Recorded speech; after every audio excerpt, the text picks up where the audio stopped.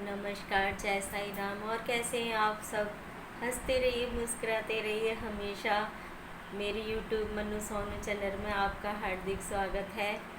और हम बात कर रहे थे सुसाइड के बारे में। जी हाँ, अभी मेरी सुसाइड से जुड़ी बात ख़त्म नहीं हुई है, क्योंकि ये एक हमारे अंदरूनी बात है।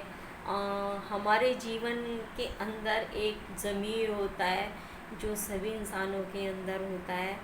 तो आज मैं दिल की बात करने के लिए आपसे बैठी हुई हूँ। आज कोई टॉपिक नहीं, ओनली और ओनली हमारी ज़िंदगी के ऊपर टॉपिक है। जी हाँ, हमारी ज़िंदगी के लिए टॉपिक है कि सुसाइड करना, अपनी जान देना, क्या सब चीज़ों का इलाज सुसाइड है। मैंने 2 वीडियो में सुसाइड के ऊपर बना चुकी हूँ और ये आज मेरी तीसरी वीडियो है सुसाइड के ऊपर, जिसमें कि मैं आपको बहुत सी चीज़ें बता चुकी हूँ। और अब मैं इस चीज़ के बारे में आपसे फिर कहना चाहती हूँ आगे, क्योंकि सुसाइड किस तरीके के लोग कर सकते हैं। देखिए, एक इंसान सब कुछ, पैसा, कपड़ा, शॉपिंग, जेवर, ज़मीन जायदाद, यार दोस्त, रिश्ते, ये वो सब कुछ नहीं होता। एक इंसान के अंदर यहाँ हो सकता है सबकी ज़िंदगी में ना हो,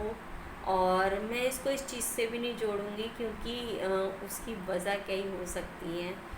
किसी से हम सच्चा प्यार करते हैं और वो उस तरीके से हमारे जीवन में ना आ पाए, वो हमें ढेर हमारे 100% देने के बावजूद भी और सब कुछ करने के बाद में भी अगर वो हमारे साथ दगा कर जाए और सामने वाला इंसान बिल्कुल उस तरीके का है कि वो अपने लिए ना जी करके सामने वाले के लिए जी रहा हो, तो फिर उसकी ज़िंदगी जीने का कोई औचित्य नहीं बचता है। जी हाँ, बिल्कुल नहीं बचता है। ठीक है, मानती हूँ मैं इस बात को।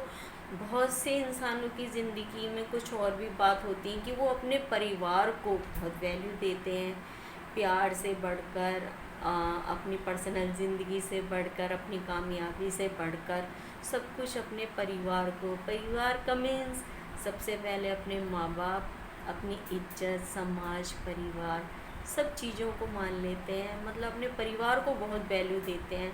तो देखिए, वहाँ पर आकर के जब वो पूरी ज़िंदगी अपने भाइयों के लिए जीता है, अपने परिवार के लिए जीता है, सब कुछ करता है, कोई उसके लिए खड़ा हो ना हो, लेकिन हमेशा उसको ये रहता है कि नहीं मेरा परिवार है, नहीं मेरा परिवार है। एक टाइम ऐसा आता है कि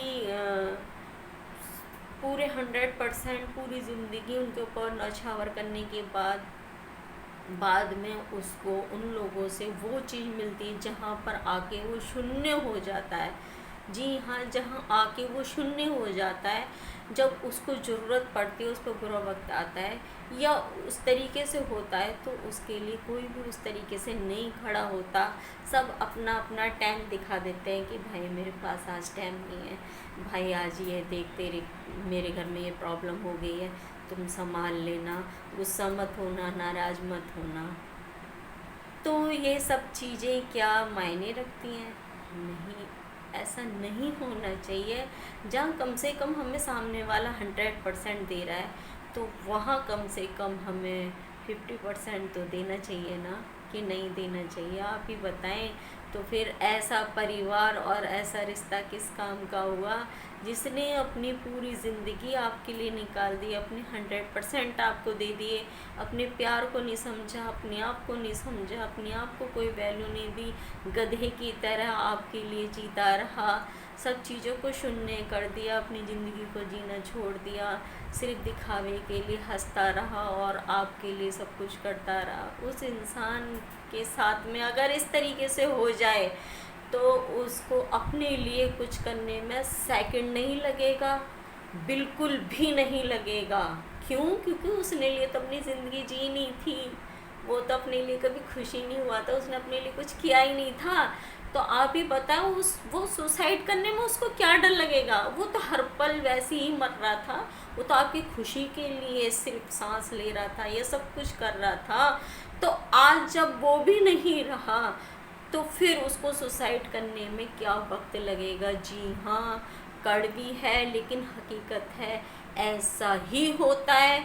सुसाइड करने के पीछे हमेशा कोई ऐसा कारण होता है जो उसके दिल में से निकल करके, उसकी आत्मा में से निकल करके वहाँ जा कर के वार करता है, जहाँ पर फिर कोई जीने की वजह ही नहीं बचती है।